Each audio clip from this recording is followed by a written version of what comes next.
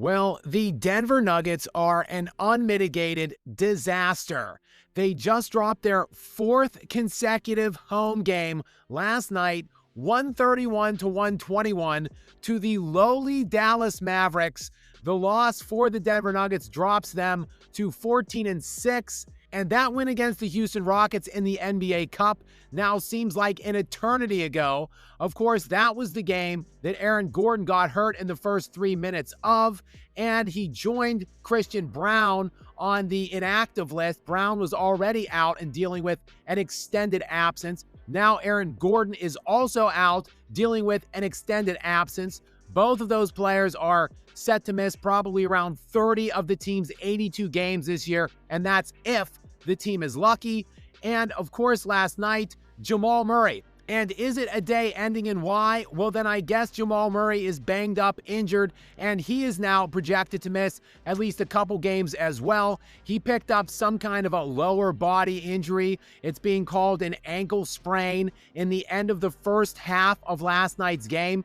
He did come out for the third quarter. He scored no points. He attempted one shot, and then he benched himself. Played none of the fourth quarter, so none of that sounds good. After the game, head coach David Adelman did not sound altogether optimistic about his outlook. I don't know how he's doing. I know he tried because that's Jamal, and Jamal's tough. So if he sits himself because of the pain, it's probably it hurts. So if by chance you aren't keeping tally, that would be Jamal Murray, Aaron Gordon, and Christian Braun, all now with injuries of some sort, all set to miss some length of time. Hopefully Jamal Murray's isn't that significant because, as I said, Christian Braun and Aaron Gordon are down for at least the next month. Those are two of the Nuggets' four best players, and if Jamal Murray joins them on the sideline, that would be their three best players, not named Nikola Jokic, all missing action now moving forward. Nikola Jokic, for his part last night, 29 points, 20 rebounds, and 13 assists. Again, not enough to get the win at home against the lowly Dallas Mavericks. They were 11.5-point favorites. They lose by 10, despite, again, 29, 20, and 13 by Nikola Jokic. And the pathetic and inept Denver Nuggets, who can't really build a team around Nikola Jokic, a viable contending team, and their frontline players that they do have all seem to be hurt all the time. This is literally nothing new. All of these players have vast and substantial backgrounds with injuries, and now it is just more of the same, though this is getting comical as all three of their best players other than Jokic are sidelined now at this point, and the Nuggets continue to squander, waste, and throw away not just prime years by Nikola Jokic, but some of the greatest seasons in NBA history. He is smack dab squarely in arguably his best season yet. Arguably, yes, the best season ever played individually. He's averaging, for the second year in a row, a near 30-point triple-double. The specific numbers this season: 29 points even, 12.8 rebounds, and 11.1 assists. He is leading the NBA in rebounds by nearly a full rebound per game. He is leading the NBA in assists by nearly 2 full assists per game, and again, getting you 29 points per game on 73% true shooting percentage. That is second best league-wide. Meanwhile, he is leading the NBA by a country mile in BPM, with which he is the all-time career leader in. However, this is his best season yet. He is setting to destroy his own individual record for all-time single-season box plus-minus record. He is sitting first league-wide in player efficiency rating again this season, again pacing to shatter his own all-time NBA record for single-season PER. He is now the all-time career leader in win share per 48 minutes, yet he is tracking to set his own personal best in win share per 48. He is leading the league over Shai Gilgeous-Alexander in win shares, that despite having 6 fewer wins than the Oklahoma City Thunder. There is literally nothing else this guy could be doing. Arguably the best season in NBA history, and yet just good enough for 14-6.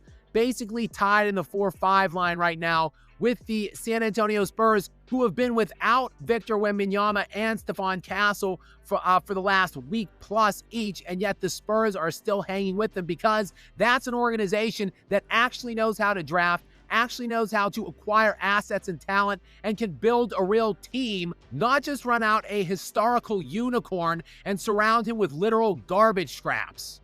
And again, all of this team doesn't stink, just most of it. There are good players on this squad, but they cannot get on the court. Christian Braun has missed 9 of the team's 20 games so far and is set to miss 20, 25, 30 more. Aaron Gordon has missed 7 of the team's 20 games so far, and he is set to miss, 20, 25, 30 more games. Jamal Murray, well, he's only missed 1 game other than basically the entire second half of last night's game, but now he is set to miss extended time as well. And this is a team that, despite its efforts in the offseason to fill out that bench, doesn't have a robust bench unit. They are sitting at just 27th best in points per game coming off of the bench to this point of the NBA season.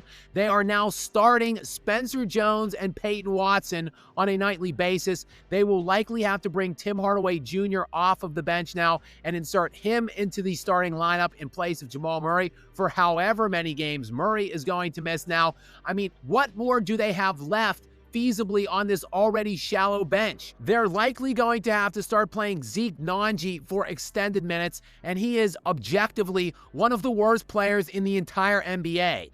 His minus 39 right now in the time that he has played thus far this season is dead last on his own team, the Denver Nuggets, by a lot. He is doubling the next worst player in plus minus with that minus 39, and he is making $8 million a year this season. He's basically unplayable entirely, but they're going to be forced to play him. Otherwise, just go with like a 6 or 7 man rotation moving forward. Yes, this bench, while improved from last year, doesn't say much. It still stinks. And their starters, again, while they get a lot of press and people talk them up, they're not that high end either. Still, Nikola Jokic in his 11th season now has yet to play with a single All-Star in his entire career. And much has been made about Jamal Murray posting a career season before hurting his ankle last night, and Jamal Murray potentially tracking to become an all-star. Of course, the only people talking about this narrative are the people seeking to belittle and diminish Nikola Jokic more by giving his teammate an all-star selection that is thoroughly undeserving. Jamal Murray, an all-star this season? I don't think so. Keep up with me on this if you can. There are 12 all-star slots available in the Western Conference, and I see 8 absolute definitive locks at this time. That would be Steph Curry, Luka Doncic, Kevin Durant, Anthony Edwards, Shai Gilgeous-Alexander, Nikola Jokic, Albert Şengün, and Victor Wembanyama. That is 8 players that I think are decisive locks at this time. And I didn't even mention Chet Holmgren, who is the undisputed anchor of the Oklahoma City Thunder's defense, the greatest historical defense in NBA history to this point, that are 20-1 and pacing to win 78 games at this time. So look, if Draymond Green was making all-star appearances back in the day for the Golden State Warriors, I'm pretty sure Chet Holmgren, who is averaging 18 points and 8 rebounds a night, in addition to his defensive capabilities, is going to get an absolute all-star nod this year for the Oklahoma City Thunder. That takes up 9 slots. Next up, who I did not mention yet, is Austin Reeves, who Austin Reeves, in my estimation, should be a lock for this year's All-Star game as well. This guy, after all, is averaging basically better numbers than Anthony Edwards, at the very least identical numbers to Anthony Edwards. Edwards, who is, of course, thought of as a top 10 player and an all-star lock in his own right. Well, what if I were to tell you that AR right now is posting substantially more assists than Anthony Edwards? He is out rebounding Anthony Edwards. He is shooting at higher splits across the board than Anthony Edwards, and he is higher in both player efficiency rating and value over replacement than Anthony Edwards. Yes, Austin Reeves is also going to be an all-star this season. That is now 10 spots of the 12 available in the Western Conference for all-star nods. So with the 2 remaining spots, if it's me personally voting, I'm going with Denny Advia and Devin Booker. And I'm not going to bore you with reading off these statistics, but let me just go ahead and post those for you right now. This is Advia, Booker, and Murray side by side by side. As you can see, Advia and Booker, in my estimation, both well-deserving of nods over Jamal Murray. And guys, look, that leaves out, I didn't even mention Lauri Markkanen, who is currently averaging 28 points per game. Yeah, he's out. And James Harden, who is currently sitting at 6th league-wide in assists. That's 8.4 assists a night, while averaging 27 points per game. Overall, James Harden, 27, 8, and 6 rebounds per game. And yeah, he's on the outside looking in as well, with Lauri Markkanen, who's having a career year at 28 a night. So get out of here with Jamal Murray as an all-star. Yes, Jamal Murray is having a career year at 23 points per game and 6.5 assists and 4.5 rebounds. And even in the midst of this career season by him, he's basically about the 30th ranked best player in the NBA when you take the aggregate of his PER, VORP, and BPM.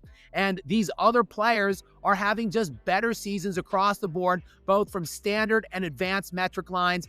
And by the way, Advia and Booker, who I mentioned earlier, they are overachieving right now, the Portland Trailblazers and the Phoenix Suns. And those 2 guys are the best players on those teams. So to me, you reward them.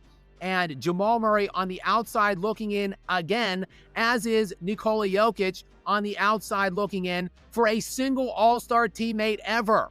11 years in and not one single all-star teammate. And now I know what you're going to say. Look, Jamal Murray would be an all-star in the Eastern Conference. Yes, but Nikola Jokic isn't competing against Eastern Conference teams and Eastern Conference talent on a night-in and night-out basis to get wins in the Western Conference. And Nikola Jokic isn't going to be playing against Eastern Conference teams and talent in the NBA playoffs. He's going to be competing against Western Conference teams and talent, to which he doesn't have enough to compete with the upper echelon teams. He never has, and he still doesn't this season.